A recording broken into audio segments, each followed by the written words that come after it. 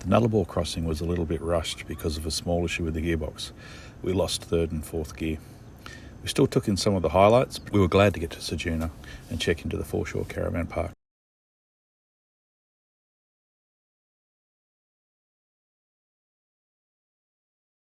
It's very well laid out for a high-density park with exceptional facilities. It's very close to the pub and jetty.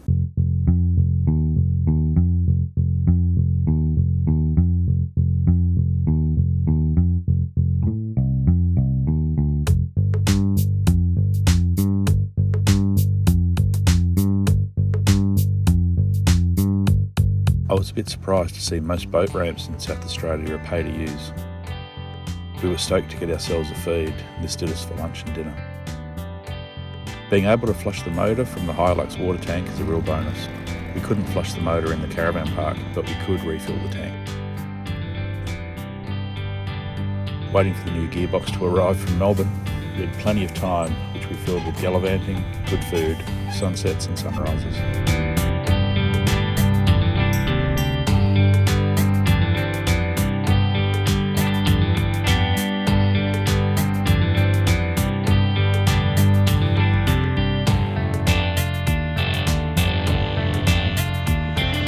Finally, with the car fixed, it was time to hit the peninsula. We started with lunch in Smokey Bay, then continued on a bit further south. Explore Oz doesn't show it, but there is a track that follows the coast.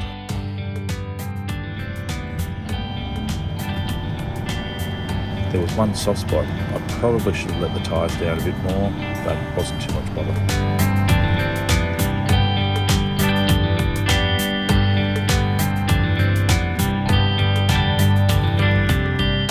Found a great cliff-top camp at Port Cummins.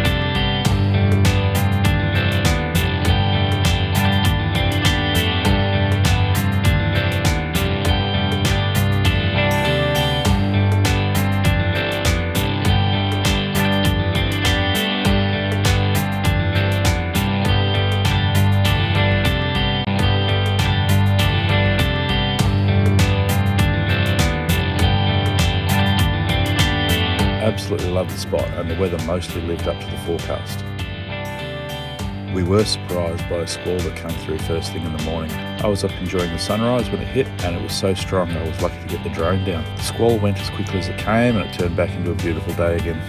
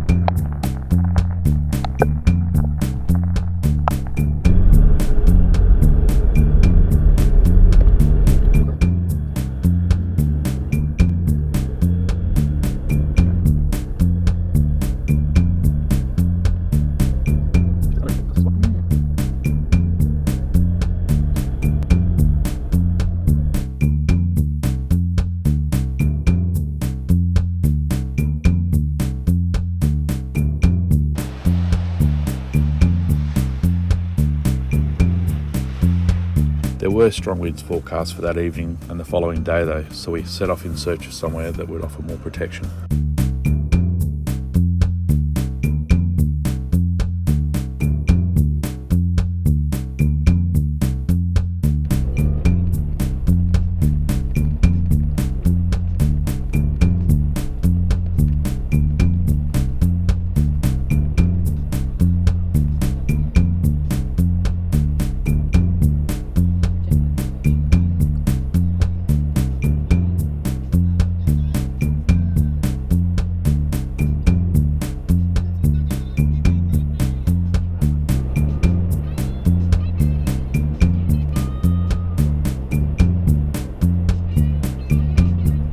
some very nice sights at Palubi Beach, but I don't think it would give us enough protection from the forecast southerly, so we continued on to Streaky Bay.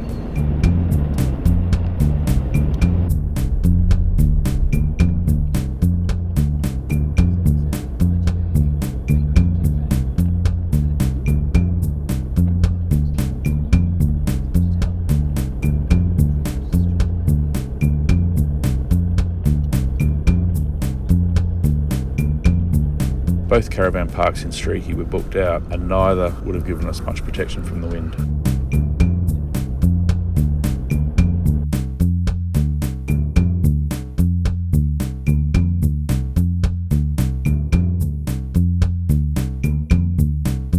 We found a spot at the local RV park. It wasn't glamorous, but we managed to tuck in behind some bushes, and I think under the circumstances we found the best available site.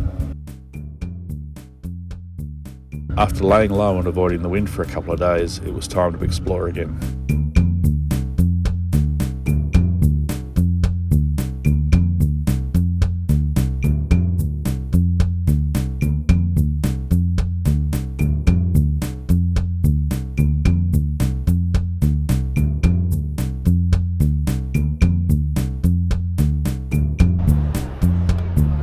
The timberwork's all cedar.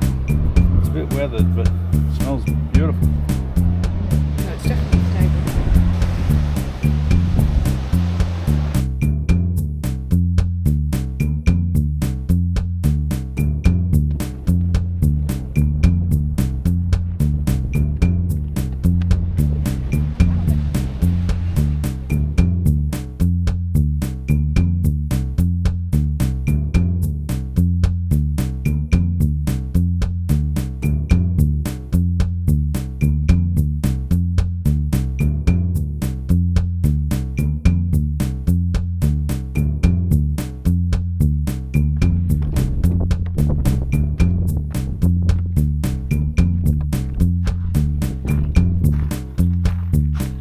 Venus Bay Caravan Park was a refreshing change from the previous couple of days, and Rhea loves the pelicans.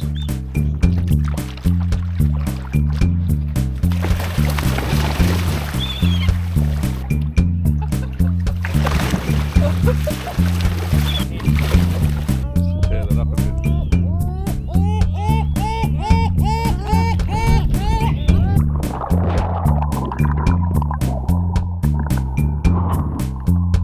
Snorkeling here wasn't fantastic, but it's always good to get wet, and there was a few critters to keep us company.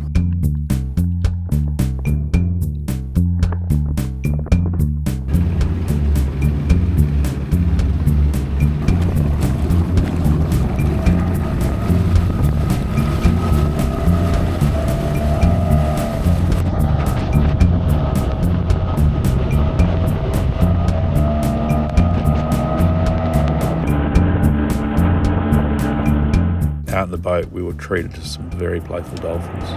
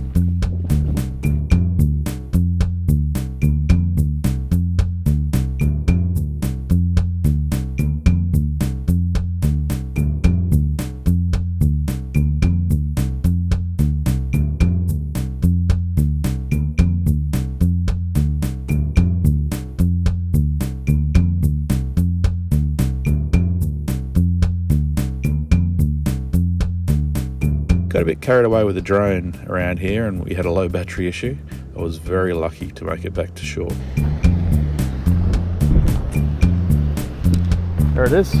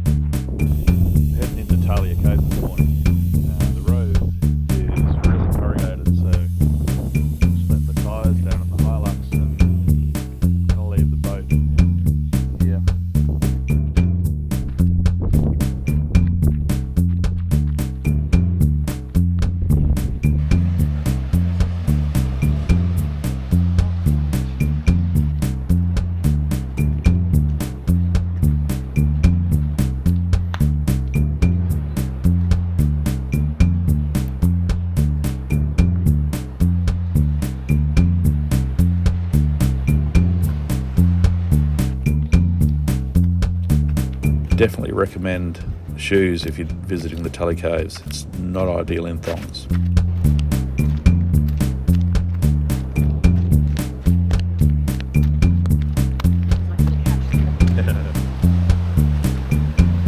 We'd heard about the Coffin Bay house from other travellers, so we were keen to check it out, and it didn't disappoint.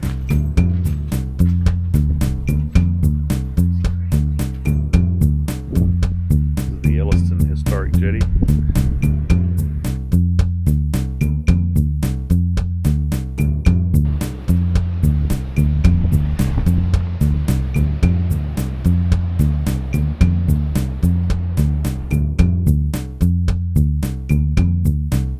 Cliff-top sculptures around Elliston were a treat.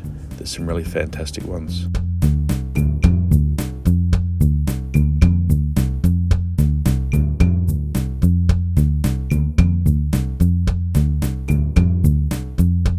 Have all these photos of shorelines. You might be able to kind of pick where they are in between.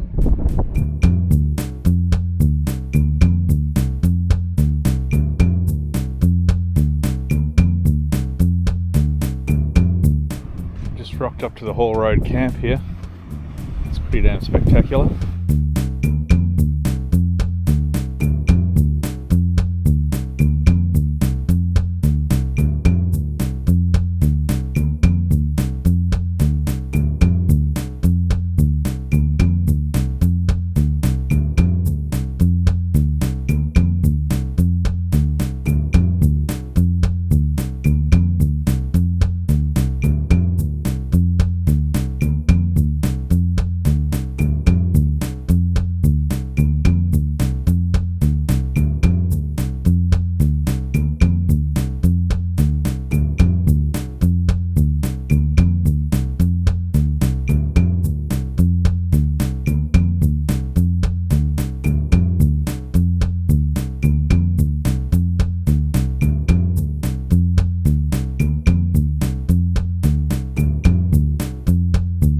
Probably the most spectacular sunset I think I've ever seen. The ocean truly looked like it was on fire.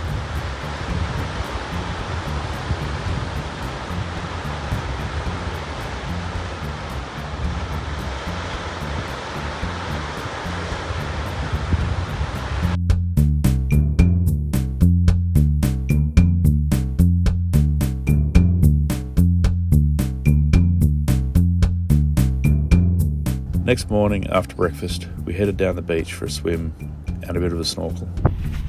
The track down was a bit steep, but nothing too challenging.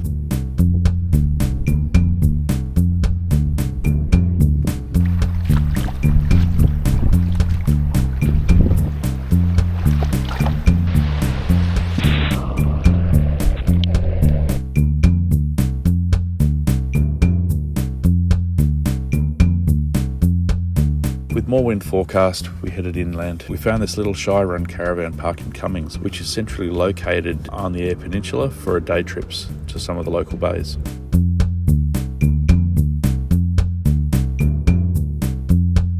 Cute. This is cute. One more. Oh, yeah. Did a walking tour in Coffin Bay. It was good value compared to the boat tours. This is Rosa, and Jamie helped you with the check-in before. So what he saw instead was just like Aboriginal campfires around the surrounding hills, and that gives the place a little bit more smoky appearance. So hence, you know, Smokey Bay. Pretty much ran into a reef one day, and he got the company very anxious, right? So there you go, anxious event, anxious bay. Yeah. Actually, Coffin Bay got the name because one of the dearest friends, Matthew Flinders, is actually an English commander called Isaac Coffin. And in honor of that friendship, Matthew named the bay after this dearest friend, right? So Coffin Bay, it's after Isaac Coffin, yeah. Port Lincoln is, it reminds of Matthew Flinders' home county called Lincolnshire back in England. Yeah. You've been to, and he also confirmed that Australia was a continent and not just a group of islands. And he was also the man who was responsible for the name of Australia.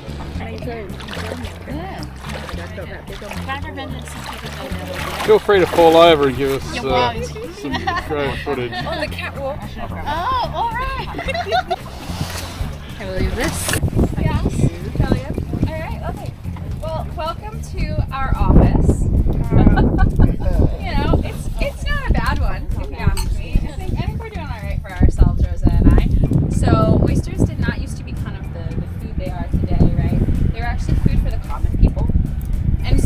jail, right? You know, they're not having them with your nice glass of bubbly, right? With your lemon, you know, they're having them cooked into stew. So that's where we're getting our spat from.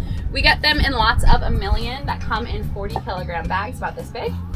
Around a year to a year and a half to get our oysters ready for market, which is actually an entire year faster than the other bays in the area. So comes from a guy in Tasmania, and it's essentially a camera that looks down on a conveyor belt that then communicates with the computer to size each oyster individually, and then sends the direction to an air gun further down the line that shoots a gust of pressurized air at each oyster to shoot it into the right size basket.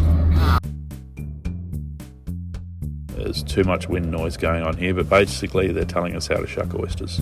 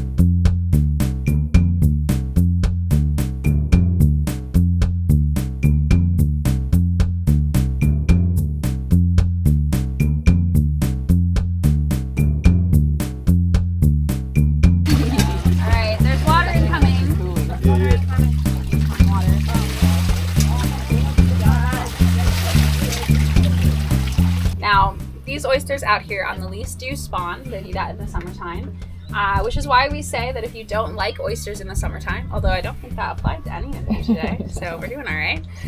If you don't like oysters in the summertime, try them again in the winter, because their body does kind of thin out and get a bit more of a gel-like consistency, whereas in the winter they're more full-bodied and more creamy, right? So winter is actually the best season for oysters. After Cummins, we headed south to Port Lincoln.